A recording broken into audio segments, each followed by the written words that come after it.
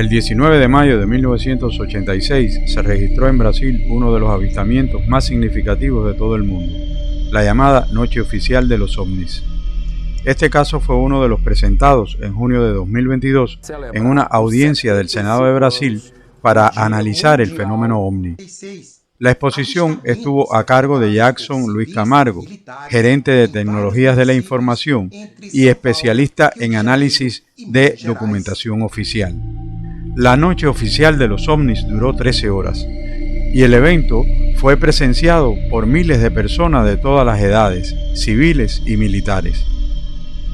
El primer avistamiento se reportó alrededor de las 5 de la tarde en la zona rural de Santa Isabel, donde aproximadamente por una hora se vio un objeto que fue observado también por la torre de control del aeropuerto de São José dos Campos.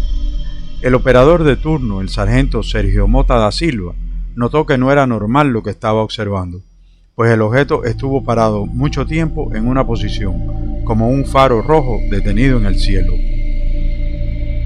Cuando Mota da Silva llamó al control de Sao Paulo para confirmar si se trataba de un avión, este le informó que estaban observando otro objeto similar.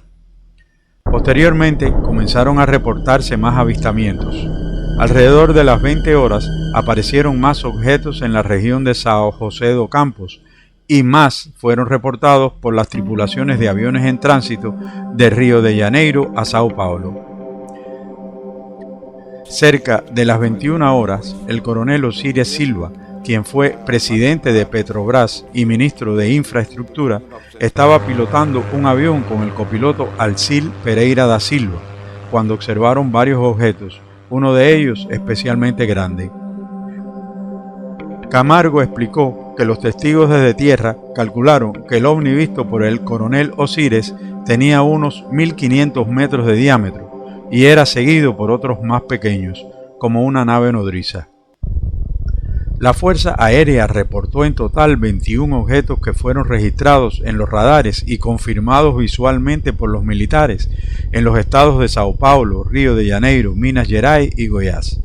Sin embargo, Camargo dijo al Senado que el número real seguramente fue mayor, si se incluyen objetos no detectados en los radares ni vistos por militares. Ante la alarma provocada, se ordenó a 5 aviones de combate interceptar a los intrusos. El teniente Cleber Caldas Mariño, el primero en despegar, reportó que vio un objeto luminoso y lo persiguió por unos 20 minutos. Luego sufrió interferencias en los equipos de a bordo y tuvo que ser guiado para poder regresar a la base.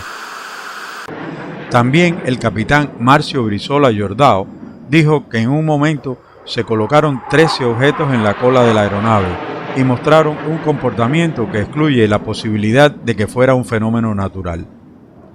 El capitán Rodolfo da Silva e Souza reportó que un objeto que no fue detectado en su radar de a bordo, pero sí en los de tierra, se colocaba delante o detrás de la aeronave, anticipándose a sus maniobras. En tanto, el capitán Armindo Souza Viriato de Freitas informó que varias veces fijó en su radar los objetos y calculó que alcanzaron una velocidad aproximadamente Mach 15, es decir, 15 veces la velocidad del sonido, o entre 15.000 y 18.000 kilómetros por hora.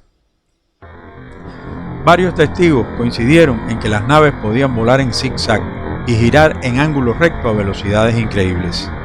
Camargo explicó en el Senado que cualquier avión conocido que alcance esa velocidad sería destruido por la presión si intenta hacer maniobras como las descritas por los testigos. Todo esto fue divulgado en varias conferencias de prensa ese mismo mes. Luego, las autoridades militares prometieron un informe para 30 días después, que solo salió incompleto a la luz pública unos 30 años más tarde. De acuerdo con documentos presentados en la audiencia, la Fuerza Aérea Brasileña concluyó que los objetos registrados son capaces de variar la velocidad del rango subsónico al supersónico en un instante. Otra conclusión fue que son sólidos y reflejan en cierto modo inteligencia para seguir y mantenerse a distancia de los observadores, así como para volar en formación. En opinión de Camargo, es sumamente importante que la Fuerza Aérea, la Armada y el Ejército den a conocer toda la documentación recopilada para hacer un estudio más profundo. Según el experto, es necesario informar a la población de todo lo que se conoce, porque si se trata de inteligencias no humanas y un día deciden hacer contacto, tenemos que estar preparados para eso.